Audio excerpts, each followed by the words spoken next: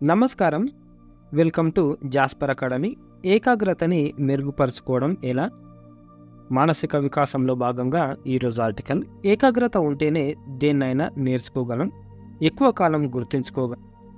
ఏకాగ్రత చిన్నప్పటి నుంచి ప్రతి విద్యార్థికి ఉండవలసిన అలవాటు. అయితే ఏకాగ్రతను ఏ దశలో నుంచైనా పెంపొందించుకోవచ్చు. నేర్చుకోదలసిన విషయంపై ఆసక్తిని పెంచుకుంటే అది తానంతట తానుగా అభివృద్ధి చెందుతుంది. ఏకాగ్రత అంటే మీ మానసిక శక్తులు లేదా ప్రయత్నాలను ఒక నిర్దిష్ట కార్యాచరణ, విషయం లేదా సమస్య వైపు మళ్లించడం. ఏకాగ్రత మెరుగుపరచుకోవడానికి కొన్ని నిర్దిష్ట నైపుణ్యాలను నేర్చుకోవచ్చు. వీటిని అభ్యసించడం విద్యార్థి దశలో విజయాన్ని మెరుగుపరుస్తుంది. ఏదైనా విషయం ఒకసారి మెదడులో నిక్షిప్తమైతే దాన్ని ఎప్పటికీ మనం మర్చిపోలేం. కాకపోతే ఆ సమాచారాన్ని గుర్తు చేసుకోవడం అంటే రీకాల్లో ఇబ్బంది ఉండవచ్చు. ఏకాగ్రత జ్ఞాపక శక్తిని పెంచుకోవడానికి కొత్త నైపుణ్యాలను నేర్చుకోవాలి. ఏకాగ్రత బేసిక్స్. ఇవే ఏకాగ్రతను మెరుగుపరచుకోవడానికి 2 పద్ధతులు ఉన్నాయి. అవి అధ్యయన వాతావరణం, అధ్యయన సెషన్ల నిర్మాణం. వాటిని ఎంత ఎక్కువగా అమలు చేస్తే అంత ఎక్కువగా ఏకాగ్రత సామర్థ్యాన్ని మెరుగుపరుచుకోగలుగుతారు.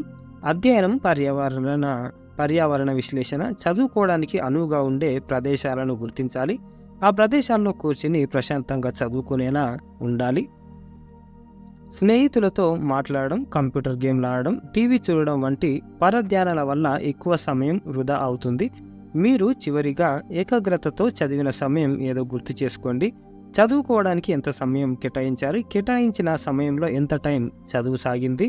ఈ 2 ప్రశ్నలకు మీ సమాధానంలో ఎక్కువ టైం తేడా ఉన్నట్లయితే మీరు చదువుకోవడానికి ఎన్నుకున్న ప్రదేశాన్ని తక్షణం మార్చాల్సిందే.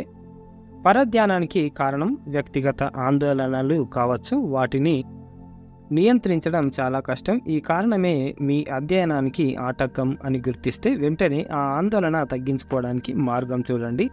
అవసరమైతే కౌన్సిలింగ్ కూడా తీసుకోవచ్చు. అనుకూలమైన పరిస్థితులు. చదువుకోవడానికి ఉపయోగించే కుర్చీ 45 నిమిషాల పాటు కదలకుండా కూర్చునేంత సౌకర్యంగా ఉండాలి. చదువుకు సంబంధించిన మెటీరియల్స్ మొత్తం పెట్టుకోవడానికి తగినంత స్థలంలో కూర్చోవడం ముఖ్యం. గదిలోని లైటింగ్ కంటికి ఇబ్బంది కలగకూడదు. ఉష్ణోగ్రత సౌకర్యవంతంగా చల్లగా ఉండాలి. సరైన అంచనా. తక్కువ సమయంలో ఎక్కువ చదివేయాలనుకోవడం నిరుత్సాహానికి దారితీస్తుంది. ఒక సబ్జెక్టు చదవడానికి ఎంత టైం పడుతుందో సరిగ్గా అంచనా వేయలేకపోతే ఒత్తిడికి గురి కావాల్సి వస్తుంది. సాధారణంగా కష్టమైన లేదా బోరింగ్ సబ్జెక్టులతో ప్రారంభించడం ఉత్తమం. చదవడం ప్రారంభించినప్పుడు మీ ఏకాగ్రత ఎక్కువగా ఉంటుంది. తెల్లవారుజామున చదవడం స్టార్ట్ చేస్తే తక్కువ సమయంలో ఎక్కువ చదవగలుగుతారు. బహుమతిని ప్లాన్ చేయండి. స్టడీ ప్లానింగ్లో మీరు చదవవలసిన సబ్జెక్టు మొత్తం పూర్తయ్యాకనే మిగతా పనులకు సమయం కేటాయించాలి. అంటే ఇష్టమైన ఆటలు ఆడడం, టీవీ షోలు చూడడం, ఫ్రెండ్స్తో మాట్లాడడం, సినిమాకి వెళ్ళడం వంటివి. ఇవి చేస్తే ఏకాగ్రత మెరుగుపరుచుకోవడం అనేది మంచిగా ఉంటుంది, అంటే ఈజీగా ఉంటుంది అని డాక్టర్ హిప్నోల్ పద్మా కమలాకర్ గారు చెప్పారు. ఇదన్నమాట ఈరోజుకు సంబంధించిన ఆర్టికల్. లైక్ చేయండి, షేర్ చేయండి, సబ్స్క్రైబ్ చేయండి.